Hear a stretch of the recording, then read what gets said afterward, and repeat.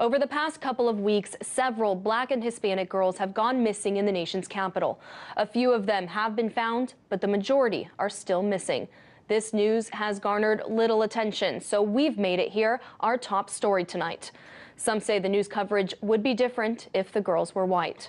At this time, lawmakers are now calling on the FBI to help find them. Here's RT correspondent Ashley Banks with more on the developing story. In a matter of 2 weeks, close to 20 Black and Latino girls went missing here in the District of Columbia. Now, it gained little to no attention from the media. Some of the girls have returned home, however, the majority are still missing. According to an academic study, it showed that 20% of all cases of missing Black girls are actually reported in the news. The D.C. Police Commander, Chanel Dickerson, has said most teens who go missing are leaving home voluntarily. According to her, the teens return home on their own or are located shortly after. According to the Metropolitan Police Department, missing persons cases have been declining in D.C. There were 708 missing persons cases at the start of the year, and 674 of those have been resolved. Many speculate these girls fell victim to human trafficking. However, the MPD says there has not been an uptick in human trafficking and believes this is not the case. And the department also said social media has been the primary platform for disseminating news about missing persons cases, giving an explanation as to why few people heard of these missing girls until now, or why it may seem like there's an uptick in missing Black and Latino girls in D.C. Now, D.C. Mayor Muriel Bowser has said there isn't a connection between the missing girls and human trafficking. Bowser held a Facebook Live presser with Commander Dickerson. Here's what Commander Dickerson said. We have received a lot of media attention and a lot of concerns from the public because of the number of releases. There have been concerns that young girls in the District of Columbia are victims of human trafficking or have been kidnapped. And there's an increase in the number. And I say this without minimizing the number of missing persons in D.C. because one missing person is one person too many. But there's actually been a decrease. And sadly, a large number of our missing girls return. They leave home voluntarily and return within a short period of time. Many people have taken to Twitter using the hashtag #MissingDCGirls to voice their concern. So a bunch of little girls have gone missing and we're finding out on social media instead of news networks. All these young Black girls missing in D.C., something is not right and the MPD needs to be investigated. Welcome to America, where we use the FBI to find a football jersey but can't even get an Amber Alerts for the missing D.C. girls. This person was referring to Tom Brady's stolen jersey that was returned to his team by the FBI. Lawmakers are now calling on the FBI to use their time wisely and look for the missing Black and Latino girls. They are asking Attorney General Jeff Sessions and FBI Director James Comey to devote the resources necessary to determine whether these developments are an anomaly or whether they are indicative of an underlying trend that must be addressed. Many are questioning whether if these girls were white, would things be handled differently. In Washington, Ashley Banks, RT. And joining us now, Sharice Crawford, the Advisory Neighborhood Commissioner in Ward 8 for Southeast Washington, D.C. Sharice, thank you so much for being here. And I'm wanting to know, in your community, what's been the reaction to this news coming out in the past couple of weeks? Thank you so much for having me on, and thank you for talking about this very important subject.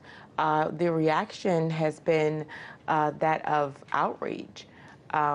We held a press conference this past Wednesday evening, and it was a large turnout.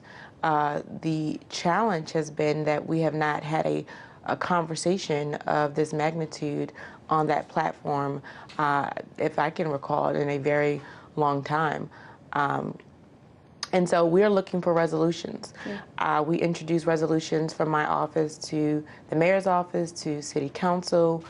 We introduced the resolution that we've also sent this to both Senate and Congress. Again, looking for resources that can, one, help us to keep our MPD website updated and accurate.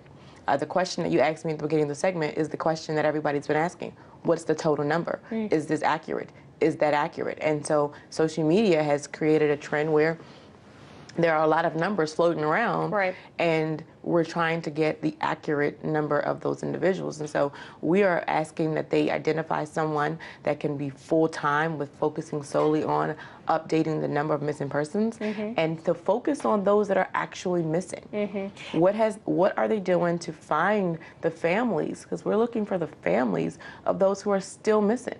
You know, what is MPD doing to locate those families and actually have those families have a voice? The fact is even if the police department is saying that the number of those children missing is not going up, it might even be declining, the fact of the matter is, regardless of those facts, these cases are still underreported. Why is that?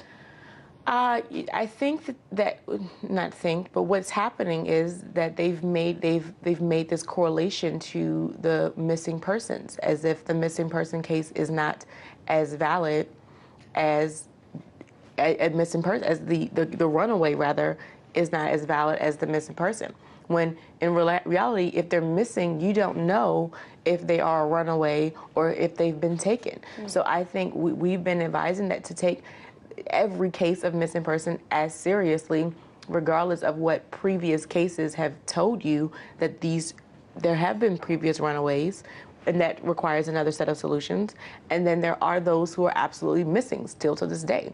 We hear about the Amber Alert, and there are specific strict criteria that go along with issuing an Amber Alert, and that really comes down to an abduction, a known abduction of a juvenile.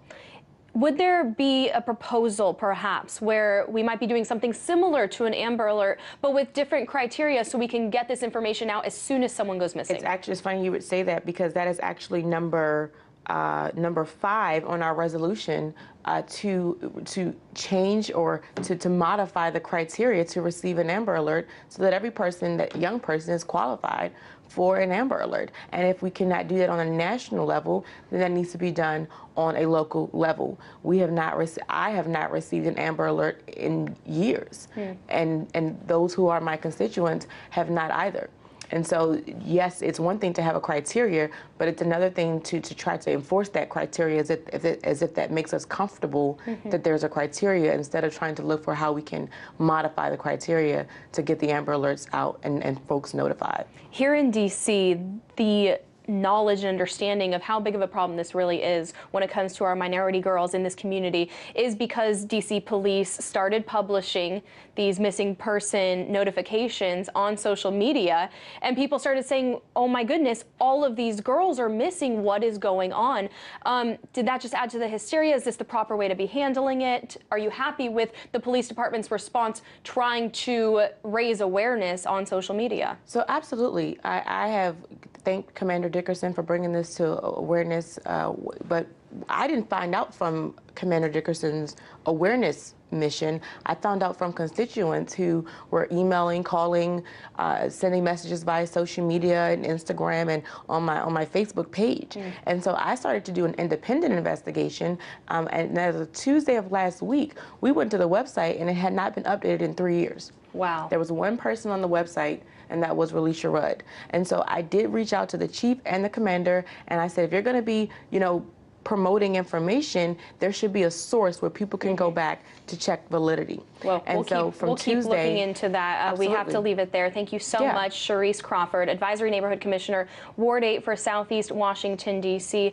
Good luck with all of your efforts trying to bring more attention to this issue. Thank you so much.